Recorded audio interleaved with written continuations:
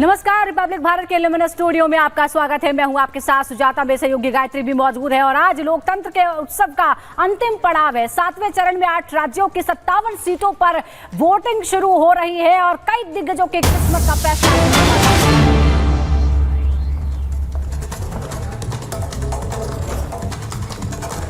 तो आपको बता दें, मतदान शुरू हो चुका है। ये बड़ी खबर आपको बता दें, 8 राज्यों की 57 सीटों पर आखिरी चरण के तहत मतदान जारी हो चुका है। मतदान शुरू हो चुका है, 7 बजे से शाम तक मतदान चलेगा। लेकिन आपको बता दें, मतदान की शुरुआत हो चुकी है। इससे पहले ही कई जगहों पर पहले से ही मतदाता पहुंच गए थे अपने मताधिकार का इस्तेमाल करने के लिए। और ये एक अच्छा संदेश भी है सुजाता, क्योंकि अगर सुबह सुबह पहुंचेंगे तो तमाम लोगों को भी एक प्रोत्साहन मिलेगा कि सब अपने घरों से बाहर निकलें और मताधिकार का इस्तेमाल करें, लोकतंत्र के इस उत्सव में हिस्सा लें, वोटिंग परसेंटेज को बढ़ाएं। बिल्कुल। और सबसे पहले बड़ी खबर हम आपको बता दें, सुबह 7 बजते ही शुरू हो चुकी है मतदान की प्रक्रिया। और हमारे सहयोगी तमाम बता रहे थे कि पहले से ही पोलिंग बूथ पर लोग मौजूद थे। और हमारे सहयोगी देश के हर हिस्से में मौजूद हैं। 8 राज्यों की तमाम सीटों पर हमारे सहयोगी मौजूद हैं जो हमें अपडेट दे रहे हैं। हम आपको जरा उनकी तस्वीरें भी दिखाते हैं। वाराणसी हाई प्रोफाइल सीट, प्रधानमंत्री मोदी की सीट से सुमित हमारे साथ हैं। हमीरपुर से अनुराग ठाकुर की सीट, जहां से सृष्टि हमारे साथ हैं। गोरखपुर से हमारे साथ अंजलि है। साथ ही चंडीगढ़ से भी आज मतदान होने वाला है। लोमस हमारे साथ है, राघवेंद्र हमारे साथ मिर्जापुर से है, काराकाट से हमारे साथ अनामिका है। और सबसे पहले एक बार फिर रुक कर लेते हैं वाराणसी का। सुमित, शुरुआत हो गई है मतदान की, क्या तस्वीरें? बिल्कुल, सबसे पहले मैं आपको तस्वीरें दिखाना चाहूंगा। सुबह की आप देखिए, कतारें की जो शुरुआत है वो यहां पर हो चुकी है पोलिंग बूथ के अंदर। और अब लोगों ने अपने मत को जो है वो यहां पर पोल करना शुरू कर दिया है। और सुबह सुबह का वक्त है और अब कतार देखिए, इससे अंदाजा आप लगा सकते हैं कि कितना उत्साह इस बार लोगों के अंदर यहां पर देखने को मिल रहा है। पिछली बार 57% वोटिंग हुई थी और इस बार लोग जो है वो कहां तक इस आंकड़े को लेकर जाते हैं, ये सबसे ज्यादा दिलचस्प होगा। और वाराणसी सबसे हाई प्रोफाइल सीट है। सर, सुबह सुबह आए वोट करने के लिए, क्या मुद्दे हैं इस बार की बनारस की जनता के? ठीक है सर, इस बार बनारस की जनता के क्या मुद्दे हैं, सुबह सुबह वोट करने आए? कोई मुद्दा ही नहीं, मोदी जी ने इतना विकास किया है। सर, इस बार किस मुद्दे को लेकर आप लोग वोट कर रहे हैं? कोई भी मुद्दा नहीं है, विकास हो रहा है, विकास के हिसाब से वोट दिया जाएगा। ठीक है सर, सुबह सुबह आए हैं, वो कतार में लगे हुए हैं, हम देख रहे हैं लोगों के बीच बहुत रुझान है बनारस में। इस बार आप लोग क्या सोचकर वोट दे रहे हैं? मोदी को देंगे। मैं किसे वोट दे रहे हैं, नहीं दे रहे हैं, ये मुद्दा नहीं है। मैं कहा आप लोगों का क्या मुद्दा है? विकास है और मोदी जी का कार्य बहुत अच्छा हो रहा है। विदेशों में भी नाम हो रहा है हम लोगों का, इंडिया वालों का। और क्या चाहिए, सारी चीज़ में तो ऊपर जा रहे हैं हम। जी जी। विकास, सुरक्षा, धर्म, संस्कृति। कुछ महिलाएं भी यहाँ पर आप देखिए, और हर वर्ग के जो लोग हैं, हर उम्र के जो लोग हैं वो आपको यहाँ पर दिखेंगे। और सबसे बड़ी बात यह है कि कतारें चाहे मैं आपको इस पोलिंग बूथ की दिखाऊं, और उधर भी कुछ महिलाएं भी, जरा उनसे बात करते हैं। मैम, सुबह सुबह आप आई हैं मतदान करने के लिए, क्या मुद्दे हैं इस बार महिलाओं के बनारस को खासतौर पर अगर बात करें? कुछ मुद्दे, सारे मुद्दे तो सही है ही हैं, सब विकास तो हो ही रहा है। अब बोलने की जरूरत तो है ही नहीं, हम लोगों को देख ही रहे हैं। ठीक है सुमित, हम आपके पास लौटेंगे। क्या कहना चाहेंगे? सुबह सुबह मतदान करने के लिए आई है बनारस। प्रियंका इस वक्त हमारे साथ वहां से लाइव जुड़ गई हैं। वहां तो कम से कम मुझे लगता है कि ठंडक का माहौल। प्रियंका, भले ही सियासी पारा, हम आपके पास चुनावों यानी कि लोकसभा 2024 चुनाव का आखिरी वोटिंग फेज है। आज भारतवासियों द्वारा दिया गया एक एक वोट ये तय करेगा कि इस देश की दिशा और दशा क्या होगी। लोगों के लिए बने स्कूल, अस्पताल, स्कूली शिक्षा, दवा दवाई, इलाज कैसा होगा, और हमारे देश का जो देश के अंदर आम जन की आकांक्षाओं को पूरा करने के लिए जनता जनार्दन की जो अपेक्षा थी उसके अनुरूप विभिन्न राजनीतिक दलों ने जनता जनार्दन के सामने अपने अपने मुद्दे रखे, अपनी सरकारों के समय के कार्य और कारनामों को रखे। आज अंतिम चरण में 8 राज्यों के 57 सीटों पर मतदान हो रहा है। उत्तर प्रदेश की भी इन 13 सीटों पर, जो हमारी पूर्वी उत्तर प्रदेश में महाराजगंज, गोरखपुर, कुशीनगर, देवरिया, सलेमपुर, बलिया, घोसी, गाजीपुर, वाराणसी, चंदौली, मिर्जापुर, रावड़सगंज, ये सभी सीट्स हैं। इन सब पे इलेक्शन प्रारंभ हो चुका है। मौसम की विपरीत परिस्थितियों के बावजूद भी मतदाताओं ने जो उत्साह दिखाया है, मैं सबसे पहले उन सभी मतदाताओं के प्रति हृदय से आभार व्यक्त करता हूं जिन्होंने लोकतंत्र के प्रति अपनी आस्था को व्यक्त करते हुए भीषण गर्मी में, टेम्परेचर इस समय 50 डिग्री के आसपास जा रहा है, जो संभवतः कई वर्षों के बाद और कई दशकों के बाद इस प्रकार की स्थिति हम सबको देखने को मिल रही है। लेकिन इस सब के बावजूद भी जनता का उत्साह कम नहीं है, बल्कि वह और भी मजबूती के साथ देश के अंदर नई सरकार गठन करने के लिए सरकारों के कार्यों का, कुछ सरकारों के कारनामों का अवलोकन करते हुए आज उसका मूल्यांकन कर रही है और उसके अनुसार मतदान भी कर रही है। हमारा मानना है कि देश के अंदर जो समर्थन प्राप्त हो रहा है उसको ध्यान में रखते हुए हम कह सकते हैं कि 4 जून को जब जनता जनार्दन का फैसला आएगा तो देश के अंदर आत्मनिर्भर और विकसित भारत के लिए विरासत भी और विकास भी, गरीबों के प्रति संवेदना भी, युवा पीढ़ी के उज्जवल भविष्य, जिन लोगों ने और जिन पार्टियों ने, जिन सरकारों ने काम किया है उसको पूरा आशीर्वाद प्राप्त हो रहा है और जनता को सुखद अनुभूति होगी, देश को सुखद अनुभूति होगी कि मोदी जी एक बार फिर से प्रचंड बहुमत के साथ सरकार बनाएंगे। उत्तर प्रदेश इसमें अपनी भूमिका का निर्वहन करेगा पूरी मजबूती के साथ। 10 वर्ष में बदलते हुए भारत को 7 वर्ष में डबल इंजन सरकार के द्वारा एक नए उत्तर प्रदेश का दर्शन कराया है, जिसमें सुरक्षा और विरासत के साथ साथ विकास के एक नए युग में उत्तर प्रदेश ने प्रवेश किया है। यह एक सुखद अनुभूति उत्तर प्रदेश वासियों के लिए, यहाँ के युवाओं के लिए, यहाँ के किसानों के लिए, यहाँ की बहनों और माताओं के लिए, बेटियों के लिए, व्यापारियों के लिए, समाज के प्रत्येक तबके के लिए सबका साथ और सबके विकास की भावना के साथ मोदी जी के नेतृत्व में जो कार्य हुआ है, मुझे लगता है कि जनता जनार्दन का वह आशीर्वाद मोदी जी को, भारतीय जनता पार्टी को पूरे देश के अंदर प्राप्त हुआ है, हो रहा है। और आज 7वें चरण में भी पूरे देश के अंदर जो उत्साह देखने को मिल रहा है। अभी प्रातःकाल मौसम बहुत सुहावना है।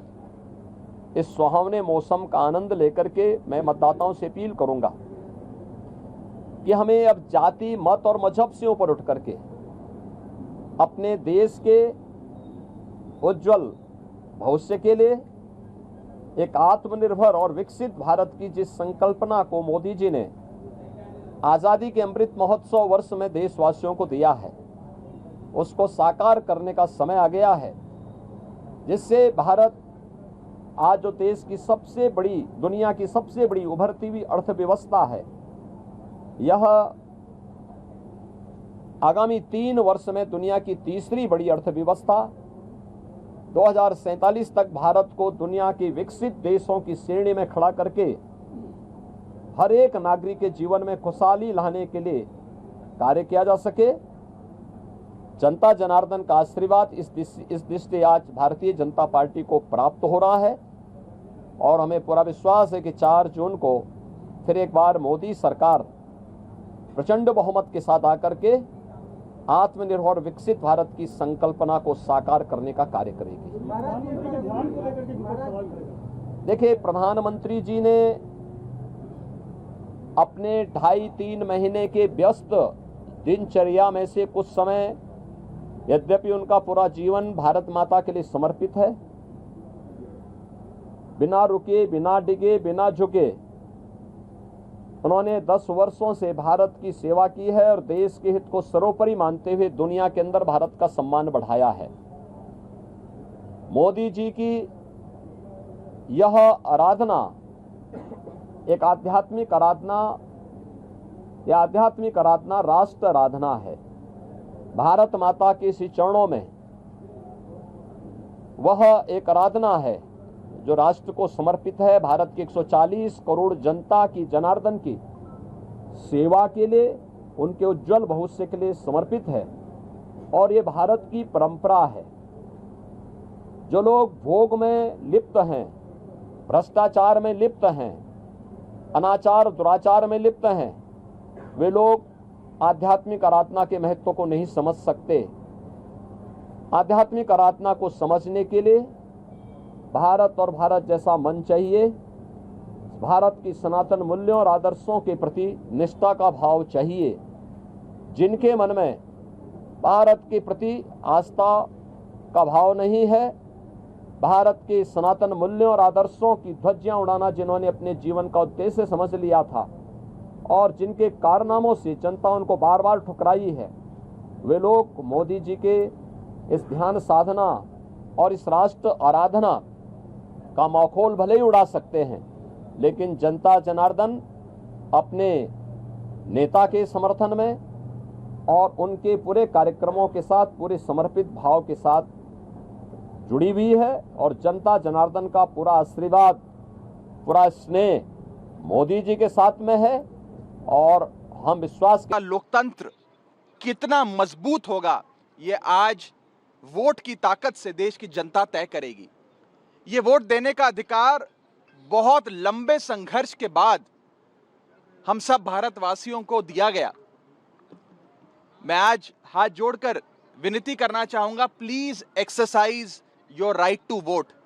गर्मी बहुत है, छुट्टी का भी दिन है, लेकिन आज अगर हम वोट देने से चूक गए तो 5 साल तक फिर ये वोट देने का मौका नहीं आएगा, अपनी सरकार चुनने का मौका नहीं आएगा।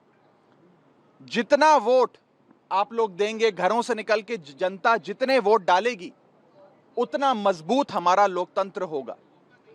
और खास तौर पे मैं पंजाबियों को कहना चाहता हूं, अपने पंजाब सूबे के वोटर्स को कहना चाहता हूं। तो ये राघव चड्ढा को आप सुन रहे थे पंजाब की 13 सीटों पर, क्योंकि आज चुनाव हो रहे हैं और किस तरीके का वहां पर माहौल देखने को मिलता है, क्योंकि बलकार सिंह को लेकर अरविंद केजरीवाल वहां पर लगातार घूमते नजर आए थे, उसका असर पड़ेगा। स्वाति मालीवाल का केस भी है, उसका क्या असर पड़ेगा, ये देखिए योगी आदित्यनाथ को आप देख रहे हैं और यहां पर आप देख सकते हैं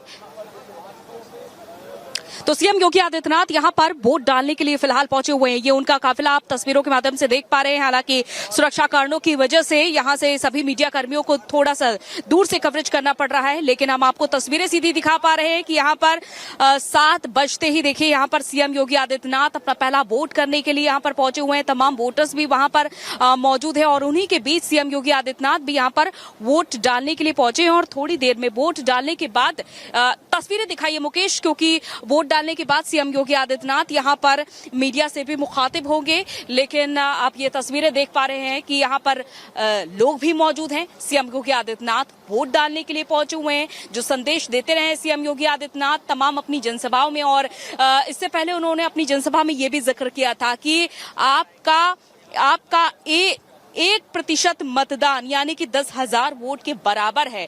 और अभी तक आपको बता दें कि हालांकि गोरखपुर में पिछली बार भी यानी कि 2019 के लोकसभा चुनाव में भी 55% मतदान हुआ था। और ये सीधी तस्वीरें आप देख पा रहे हैं, सीएम योगी आदित्यनाथ यहां पर पहुंचे हुए हैं। 7वां चरण है, बेहद अहम, और गोरखपुर सीट सबसे खास मानी जाती रही है अभी तक, जहां पर ये माना जाता है कि यहां पर मठ का ही दबदबा रहा है। और ये तस्वीरें आप देख पा रहे हैं सीधे अपनी टीवी स्क्रीन पर, जहां पर सीएम योगी आदित्यनाथ वोट करने के लिए पहुंचे हुए हैं और तमाम अधिकारी यहां पर जो मौजूद हैं उनके सामने सीएम योगी आदित्यनाथ खड़े हैं। यही देखिए एक लोकतंत्र की खूबसूरती है कि जितने भी यहां पर अधिकारी हैं वो बैठे हुए हैं और सीएम योगी आदित्यनाथ एक आम मतदाता की तरह उनके सामने खड़े हुए हैं, अपना वोट कास्ट करने के लिए पहुंचे हुए हैं। यानी कि इससे आप ये आज की एक और खूबसूरत तस्वीर है लोकतंत्र की कि यहाँ पर सीएम योगी आदित्यनाथ और इससे पहले प्रधानमंत्री की भी हमने ऐसी ही तस्वीर देखी थी और आज सीएम योगी आदित्यनाथ भी कुछ ऐसे ही यहाँ पर वोट करने के लिए पहुंचे हुए हैं और तमाम जहां पर और भी वोटर्स वहां पर मौजूद है। और ये आज मुकाबला जो देखा जा रहा खास तौर पर गोरखपुर में काजल निषाद और रवि किशन के बीच। हालांकि सीएम योगी आदित्यनाथ लगातार यहां पर जनसभाएं करते रहे हैं, जाहिर तौर पर सोमवार को वो जनता दरबार भी लगाते हैं, लोगों से मुखातिब भी होते रहे हैं। हालांकि 35 साल से सिर्फ बीजेपी का ही यहां पर कब्जा रहा है, सिर्फ 2018 के उपचुनाव की बात करें। और सीएम योगी आदित्यनाथ 1998 से लेकर 2017 तक यहां से गोरखपुर से सांसद रहे हैं और गोरखपुर योगी आदित्यनाथ का गृह जिला भी है। तो ऐसे में ये सीट और भी ज्यादा अहम हो जाती है, यानी कि रवि किशन यहां से 2019 के बाद से उन्हें फिर से एक बार बीजेपी ने प्रत्याशी बनाया और यहां पर सीएम योगी आदित्यनाथ ये कहते हैं कि रवि किशन की उनकी खड़ाऊ लेकर के चलता हूं। और ये भी कहा जाता है कि सीएम योगी आदित्यनाथ हमेशा टच में रहे हैं रवि किशन के और यहां पर जनसभाएं करते रहे हैं, जन समर्थन जुटाते रहे हैं, साथ ही साथ उन्होंने लोगों को वोट के लिए भी जागरूक किया है। और यही आज एक संदेश भी सीएम योगी आदित्यनाथ एक बार फिर से देने के लिए पहुंचे हुए हैं कि देखिए ये तस्वीर देखिए कि CM Yogi Adityanath vote cast करने के बाद वो निशान दिखा रहे हैं कि उन्होंने अब वोट कास्ट कर दिया है और CM Yogi Adityanath vote cast करने के बाद यहां से सीधे निकलेंगे और थोड़ी ही देर में वो मीडिया से भी मुखातिब होंगे और जाहिर तौर पर अपना संदेश एक बार फिर से सीएम देंगे कि पहले मतदान फिर जलपान। क्योंकि जब सीएम यहां पर देखिए सुबह 7 बजे वोट करने के लिए पहुंचे तो उनका साफ तौर पर यही संदेश। और सीएम योगी आदित्यनाथ वोट डालने के बाद यहां पर बाहर आ चुके हैं और हम आपको थोड़ी देर में सुनाएंगे कि सीएम योगी आदित्यनाथ क्या कुछ कहने वाले हैं, आम जनता के लिए क्या संदेश देने वाले। ये देखिए सीएम योगी आदित्यनाथ बीचों बीच रोड पर चलते हुए नजर आ रहे हैं, यहाँ पर वॉक करके वो आ रहे हैं और थोड़ी देर में वो मीडिया से भी मुखातिब होंगे क्योंकि उन्होंने यही कहा है सभी से कि गोरखपुर का अगर 1% वोट है तो वो 10,000 वोटों के बराबर होगा। हालांकि ये देखा जा रहा है कि काफी सिक्योरिटी के बीच सीएम योगी आदित्यनाथ यहां पर आगे बढ़ रहे हैं। अब यहां पर वो मीडिया से मुखातिब होंगे, लोग भी मौजूद हैं, काफी उत्सुक नजर आ रहे हैं। जो जनता है वो भीड़ वो काफी उत्सुक नजर आ रही है सीएम योगी आदित्यनाथ से रूबरू होने के लिए। और देखिए एक बार फिर से सीएम योगी आदित्यनाथ ने गोरखपुर में अपने सबसे पहला वोट दिया है और अब हम आपको सुनाते हैं कि सीएम योगी आदित्यनाथ क्या कुछ कहने वाले हैं। हाँ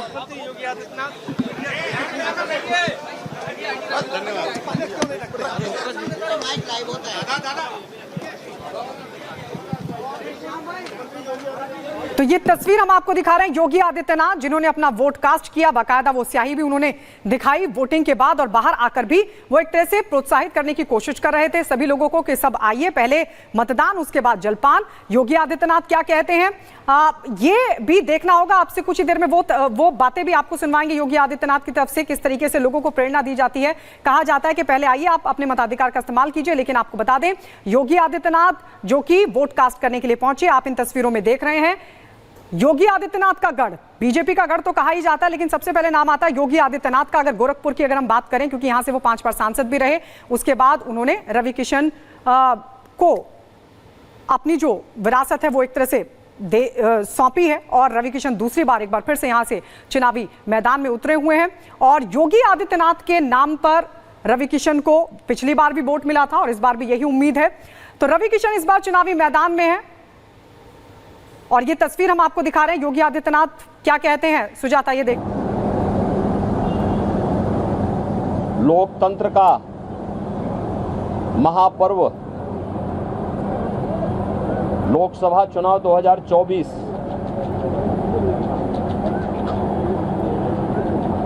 अंतिम चरण का चुनाव आज देश के 8 राज्यों के 57 सीटों पर हो रहा है, जिसमें उत्तर प्रदेश की 13 सीटों पर भी आज पूर्वी उत्तर प्रदेश में मतदान हो रहा है। पिछले 2 महीने 2.5 महीने से अधिक समय से